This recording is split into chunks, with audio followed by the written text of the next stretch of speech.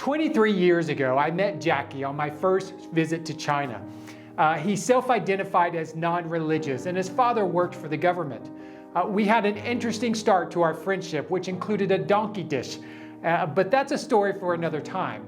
We struck up a natural friendship, and God opened many doors for me to share the gospel with him during that summer. Over the next 3 years, I got to meet Jackie on multiple occasions, and each time I got to share the gospel.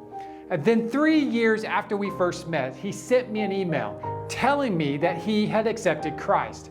I was ecstatic, of course, so the next time we met, I learned more about his journey, and here is what I learned. You see, many people were involved in his journey toward Christ, not just me.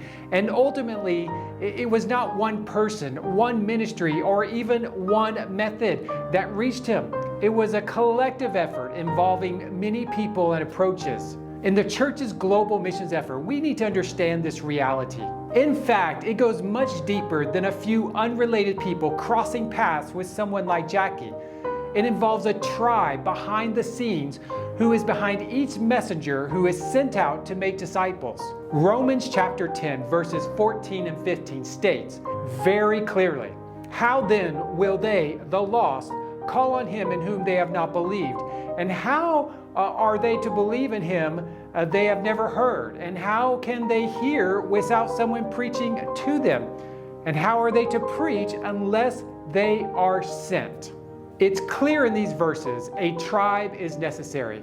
Without goers, people do not hear the gospel, but without senders, goers generally do not go.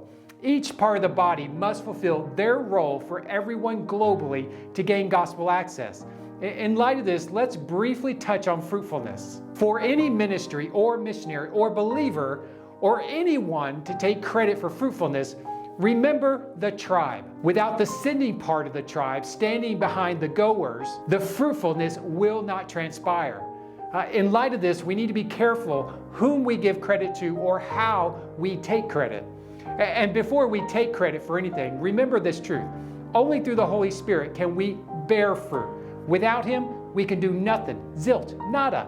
I mean, nothing. So let's look at why we are fruitful when we are. Let's take stock of all the parts involved and honor all of them without making one part look like some super missional hero, except of course Christ, who is our eternal hero and the only one who deserves hero status.